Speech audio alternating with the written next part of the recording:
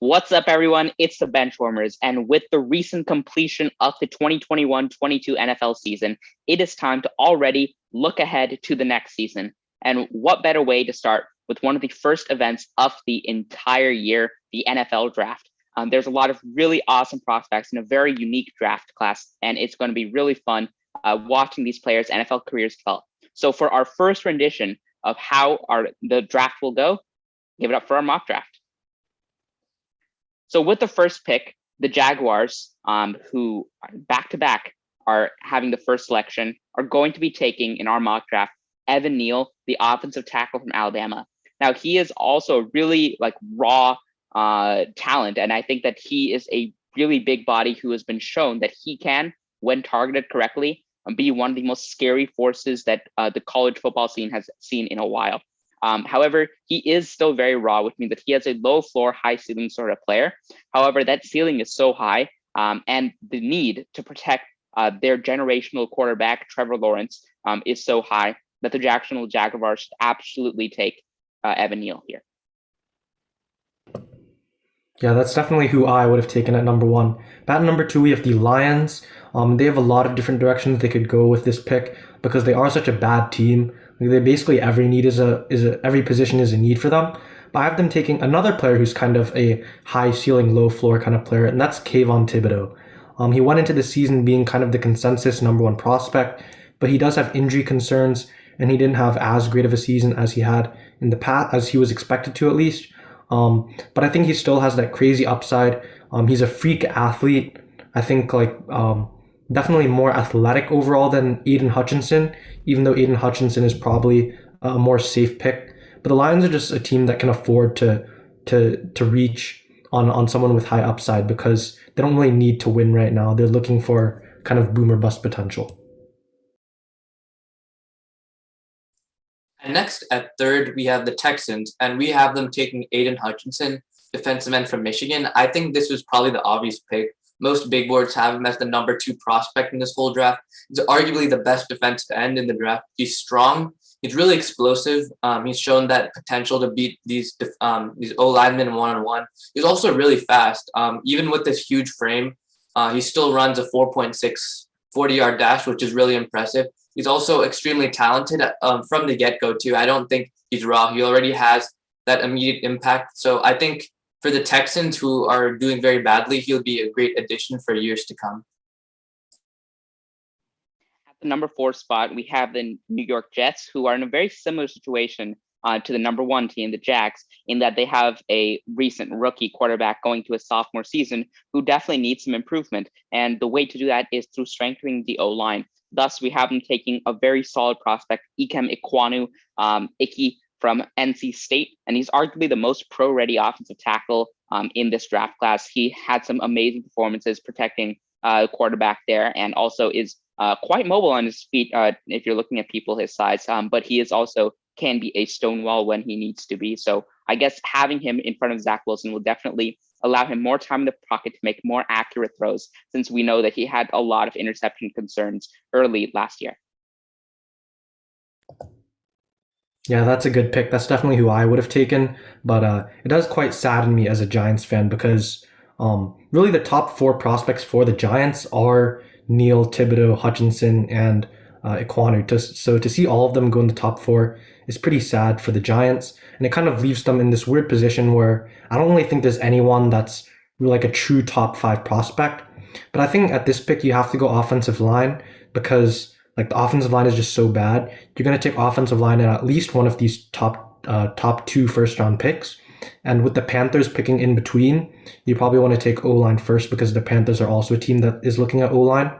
The pick I'm making is a little bit of a surprise to probably most people. I'm going with Kenyon Green, the guard and tackle, because he's a very versatile player. I think when you look at Charles Cross, who's probably who most people would pick here, he's basically purely a left tackle because he doesn't really have the size to be a run blocking right tackle.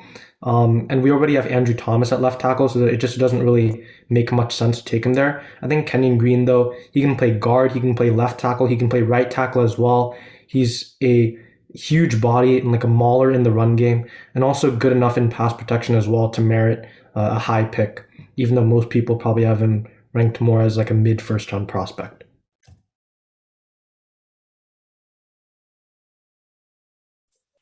And next at 6th, we have the Carolina Panthers, and we have them taking Malik Willis, quarterback from Liberty. So I guess this would be the second big reach in our draft because the Giants took Kenyon Green. He's a dual threat quarterback. I guess he took a small step back this year in terms of passing. He threw like twice as many picks as he did last year. But I don't know if that's his fault because the Liberty offense in particular was struggling, especially at wide receiver, because the receivers weren't doing what they were supposed to do.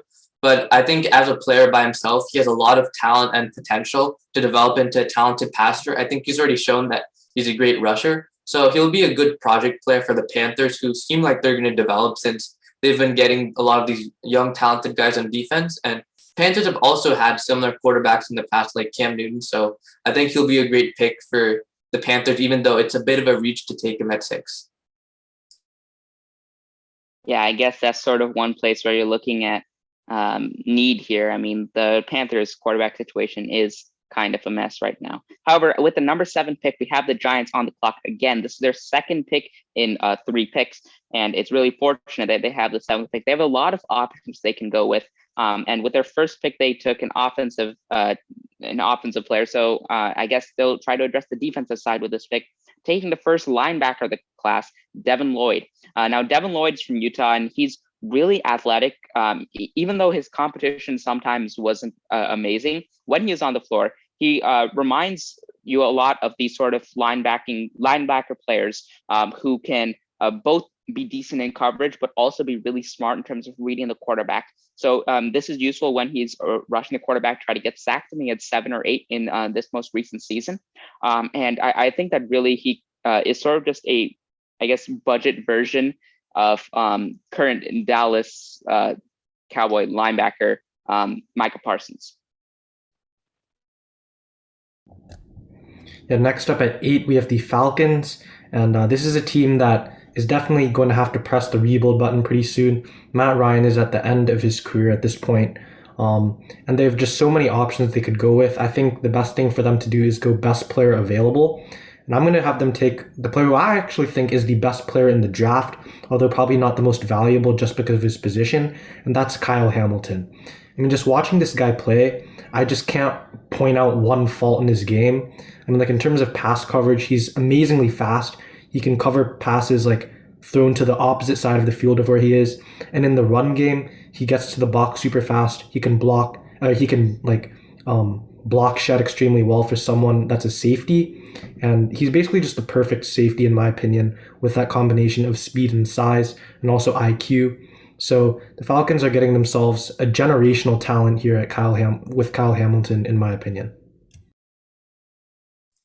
At 9, we have the Denver Broncos selecting David Ojaba, an outside linebacker from Michigan. I think it's clear from the moves that they made this season that they need a new guy to fill in the spot that was left by Von Miller. I guess their whole edge rushing team as a whole doesn't have a lot of talent. They have Bradley Chubb, but even Bradley Chubb didn't play that well this year. He didn't have a single sack in the few games that he played before he got injured. And no disrespect to the other guys in their D-line, but when I was looking at their depth chart, I didn't know a single one of them. So that could make me a casual, but it also could mean that the Broncos need more talent at that spot. So I think David Ojaba also played 3-4 outside linebacker at Michigan. So he'll be a great player to fill in the hole that Von Miller left. As we move to the number 10 pick, another team with 2 top 10 picks, the New York Jets, are back on the clock. And here I think they address, again, the other side of the ball by going cornerback and taking one of my favorite players in the entire draft, Sauce Gardner from Cincinnati. Now, he is part of a 1-2 tandem in Cincinnati who really anchored a really strong pass defense this past year, which allowed Cincinnati to go undefeated in the regular season and make its first college football playoff in its history. So I think, honestly, he's really a strong corner. Like, he is a big corner, but he also is fast and can break up passes from bigger receivers also. So if he's going against a 6'4", 6'6" receiver, I know we're going to talk about Drake London soon. So receivers like him, then he definitely can. I mean, if you look at his overall stats, Since 2019, his freshman year, he's allowed 0 touchdowns and a 32.6 QBR against him, which just shows you how talented of a guy he is, how he's able to read all different types of coverages from all different types of offenses, whether it be at the smallest of schools or the biggest of schools, the most talented receivers. And next up in our draft, we have the 11th pick going to the Washington Commanders now. Interesting name choice from them. And we have them taking, as Aki predicted, Drake London, who in my opinion is the best receiver on the board, although there's kind of mixed opinions on that because this is a deep receiver class and there's a lot of players who are kind of worthy of that number 1 spot. But I really like Drake London and kind of the contrast he brings to Terry McLaurin. Drake London is a huge guy at receiver, probably the tallest receiver in this class, but he also is very athletic for his size. He's a monster after the catch with both good speed and strength. And I think that makes him a good complement to Terry McLaurin, who's more of kind of a slightly smaller and faster guy and a better route runner. So with that tandem, I think Taylor Heineke will improve this year. I know a lot of people were saying that they should draft a quarterback, but I actually think Heineke is a fine quarterback. He just needs the weapons around him to succeed.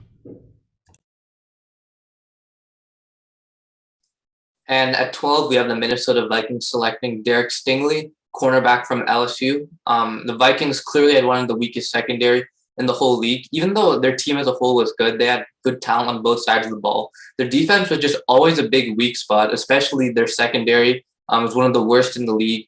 And I think Stingley is a really solid talent and one of the best corners in this draft who will immediately make an impact on this team. I guess they're kind of in win now. I don't see them rebuilding. So I think they're going to need a guy that's already ready to play, like Derek Stingley, and who's already shown that he's a really good corner.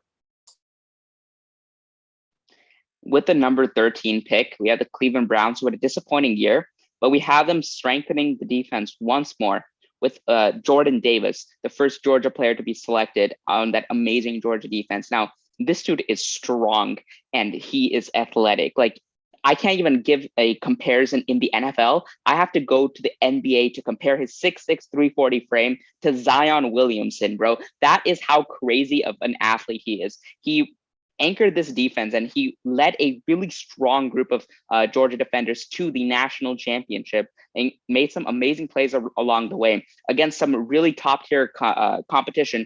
He recorded, I think, 8 or 9 sacks. And he had a lot of TFLs, and he really was a really smart player, even given his position. Like, you would think that he was a linebacker, given his intellect on the field. And also just his frame, just being that big, allows him to translate his game really well to the NFL. So if you have Myles Garrett off the edge and this guy up the middle, it definitely looks like the Browns are going to have a scary defensive line next year.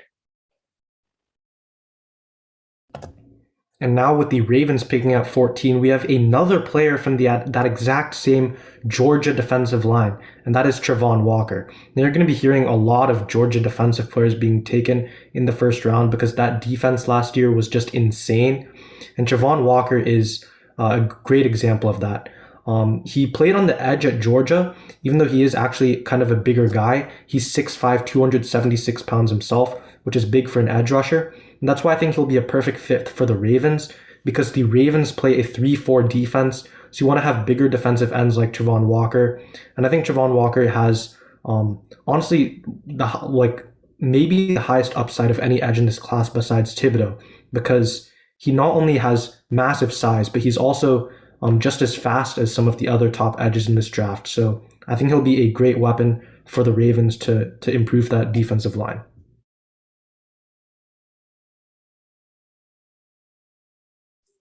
And next at 15, we have the Philadelphia Eagles selecting George Karlaftis, a defensive end from Purdue.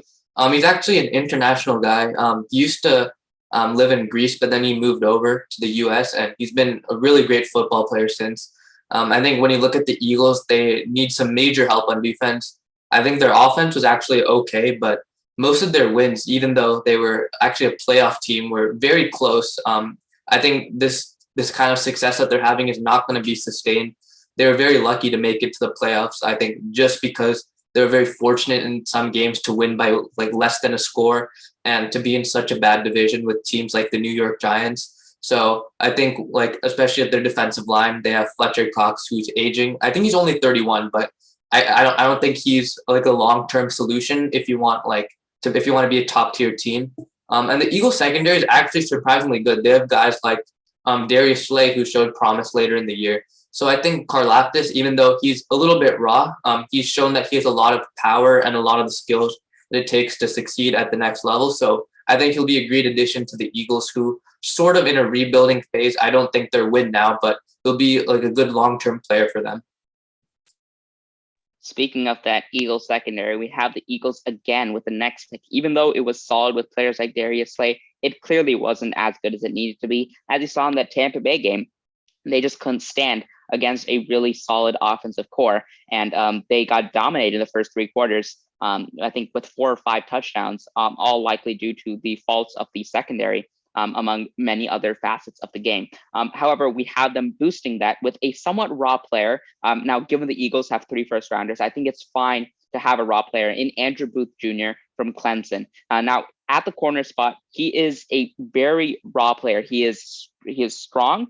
He plays bigger than his height at 6'1", and also he is really fast. He has like a 4.3 mid time, which is really good for a corner. And also, I think that he is a very quick learner. Even though he didn't log a ton of playing time at Clemson due to injuries and whatnot, I think that when he was on, he showed a lot of development and a will to improve. And all what I've heard about from coaches and from whatever at Clemson, who have reported on him, is saying that like he is definitely built to be a day one player in the NFL. And he can really improve a lot, especially on a team like the Eagles, who already are very young. He can replace Darius Slay, who is, I guess, getting a little bit up there in age, considering that he plays secondary. But I think that he'll definitely bolster a very strong Eagles defense already. Next up, we have the Chargers, and I have them taking Charles Cross. The fall for a player that many people think will be a top 10 pick finally stops here. Charles Cross is just an excellent player, but you may be wondering, why am I taking offensive tackle here when the Chargers already have Rashawn Slater and Brian Bulaga? The main reason for that is really just because Bulaga is already 32 years old. He has injury concerns, and the Chargers have a young quarterback. Like pairing Rashawn Slater with Charles Cross, that's an offensive tackle pair that will last Justin Herbert's whole career probably, or at least a decade. And that's really what the Chargers should look to build. And Charles Cross is a pass protection offensive tackle purely. He's not very good in the run game, but the Chargers are a pass-first offense, so I think it just makes a lot of sense for them to take Charles Cross here. And next at 18th, we have the New Orleans Saints selecting Garrett Wilson, a wide receiver from Ohio State. I think it's very clear that the Saints need some help at the wide receiver position. Last season, they didn't have Michael Thomas, and they clearly suffered.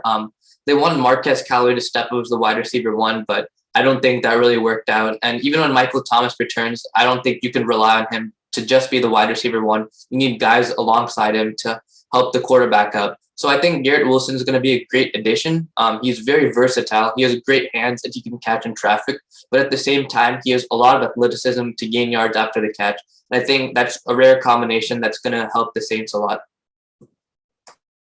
Next at 19, we have the Philadelphia Eagles once again for their 3rd pick of the first round, and they're going to be taking wide receiver Treylon Burks from Arkansas. Now, he is definitely a really awesome player, and he could turn out to be one of the best wide receivers in this entire class because he just has the size, he has the ability and the smarts to beat the best players. And if you look at especially the game versus Alabama, which he had, I think he had over 150 yards in that game, which just shows you, even with not the greatest team around him, he can match up against the best and rise to the top. So I guess the Eagles adding to their very young core with Devontae Smith with a player like Treylon Burks would definitely be really good for Jalen Hurts in the passing offense. Yeah, next up we have the Steelers. Obviously, Big Ben just retired, so they're really looking at drafting a quarterback here to start their rebuild. And there's really 2 options. It's basically Matt Corral or Kenny Pickett. Those are kind of the consensus 2 best quarterbacks beside Malik Willis. But I have them going with Matt Corral. I think he's slightly better in terms of his athleticism, and the fact that he operates in a run-first offense will definitely work well for the Steelers because they have Najee Harris, so you definitely want to be running RPOs with him. So that's why I have them going with Matt Corral here. for the Steelers. At 21, we have the Patriots selecting Jameson Williams, a wide receiver from Alabama. I think if I told you that the Patriots would be one of the best offenses in the league last year, you'd call me crazy. And I think one reason why the Patriots offense was so good last year is because of the wide receivers. I know they're mainly a run team, but you have to give a lot of credit to guys like Kendrick Bourne, Jacoby Myers, and Nelson Aguilar. But that being said, I think the Patriots still need a definitive wide receiver one or some long-term guy because a lot of these people's contracts are going to end soon. And that's why I think they should draft Jameson Williams. He was the number one option on a loaded Alabama team, which really shows how good he is. He's a great route runner. He's really smart. He's explosive off the line of scrimmage. And even then, he's just a really fast player, one of the fastest guys in this entire draft. And I think the Patriots will benefit a lot from a guy like him. They haven't had that kind of explosiveness in so long. Now we go to the 22nd pick. We have the Vegas Raiders, who surprisingly made the playoffs this year, contrary to popular belief. But I actually am going to go with a very smart selection. Hopefully, the new change in the GM is going to actually cause a smart draft decision. So we're going to cause the Raiders to select Tyler Linderbaum, the center out of Iowa. Now, he definitely is a very strong player, and he could be drafted earlier. I've seen some mocks with him going as crazy high as the top 10. But I definitely think that Linderbaum is a very good player. He isn't the most strong player, but he's a very smart player. Being at the center position, he doesn't need to be as strong as, like, let's say, a left tackle, but he's still a really good player when he's on the field. With him, he is very quick out of his stance, and he really has a lot of good fundamental characteristics, which are really good. So I think in protecting players such as Derek Carr, and even starting to make Josh Jacobs in the run game look a little bit better, I think he'll definitely be very useful for Vegas. So hopefully they don't take another random guy who's going to be out the league in a couple of years on like a drug charge, but we'll see that. All right, next up we have the Cardinals picking, and I think the very obvious positional need for them is cornerback. I mean, they have Byron Murphy, who's an elite corner, but besides that, it's just terrible. And that's really the main reason they got absolutely torched by the Rams in the first half of their NFC matchup, because it looks like they didn't even play that well because they only had 202 passing yards in that game. And that's literally just because they were so good early on that they could just run the ball the rest of the game. So the Cardinals really need a cornerback, and I think the best player available for them is Trent McDuffie out of Washington. He's a very, very versatile corner. He has great man and zone coverage ability, and I think he's just like the perfect player for the Cardinals here. So yeah, I think Trent McDuffie is who they're going to take. At 24, we have the Dallas Cowboys selecting Jermaine Johnson, a defensive end from Florida State. He was not seen as a first-round pick, or maybe a late first-round to early second-round pick, actually. But after the Senior Bowl, his draft stock has been rapidly rising.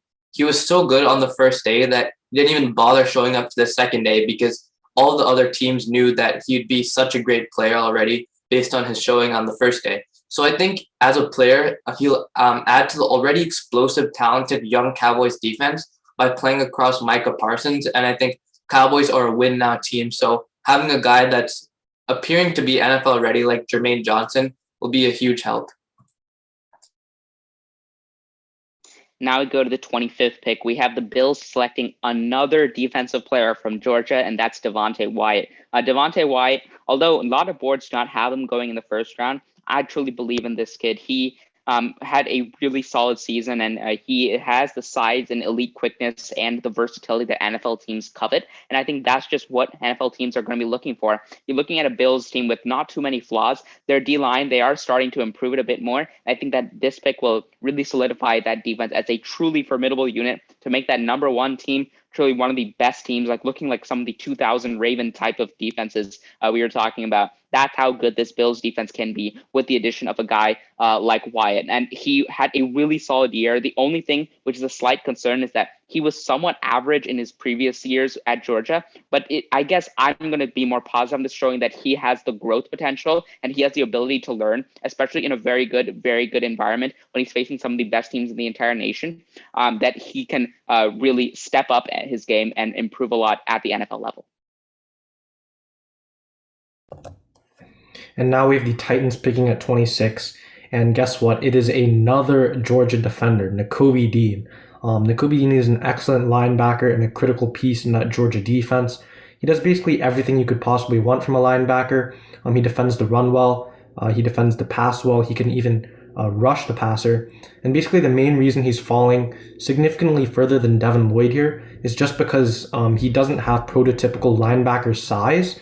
But I think even though he is slightly undersized, he is super athletic and super talented, so he'll still be a very good NFL player.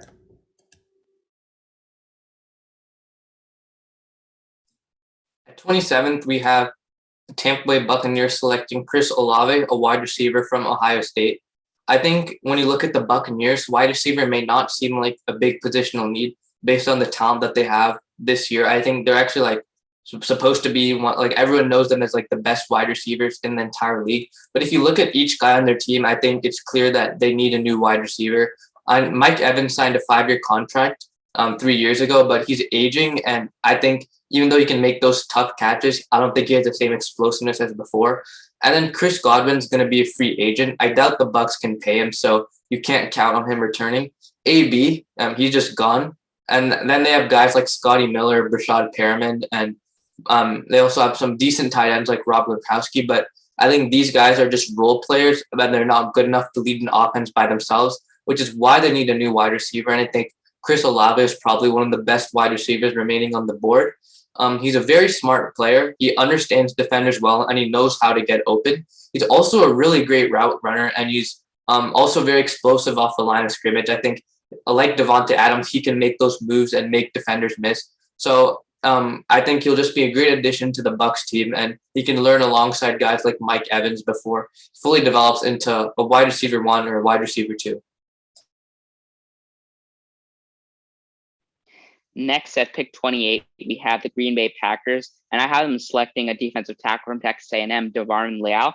And I think that there's a bunch of reasons why he is going to be going at this spot. One, with depending on the quarterback situation, if it's Aaron Rodgers or even Jordan Love, you still need to have a really strong rushing front. And I think that the Packers, they do have at times a decent game with like Randy Gregory and those people, but like I still think that they need one more piece to truly make O-lines start to be worried a bit. And what better option than Leal? Leal really is a defensive menace. He is an elite athlete, and he has a really long arm, which allows him to get by offensive tackles really quickly, even if he isn't exactly the best at more technical things. He's a really strong bull rusher, and he can chase a wrestler around. So if they're facing mobile quarterbacks, which Green Bay might face in the playoffs, and they sometimes have a bit of trouble with, I think that he'll definitely a really useful piece for the future.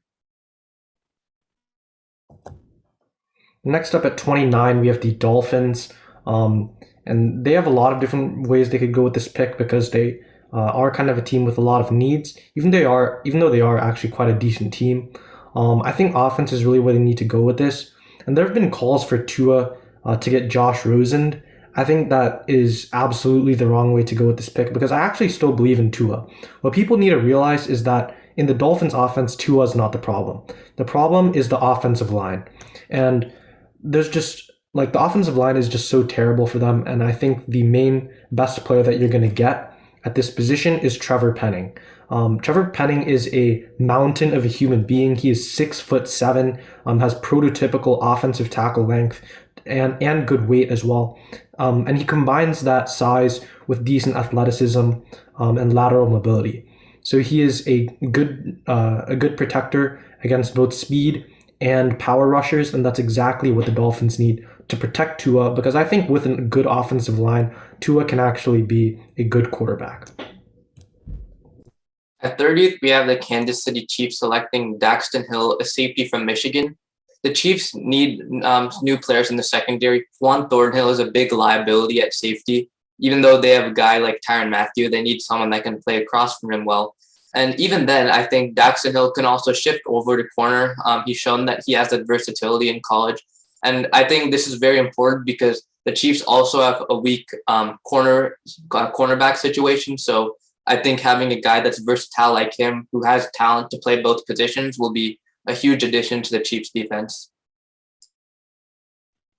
With the second to last pick of the first round, we have the Super Bowl losing Cincinnati Bengals, improving the one aspect of their team, which absolutely sucks, their offensive line. And they're going to be taking Nicholas Petit-Frere.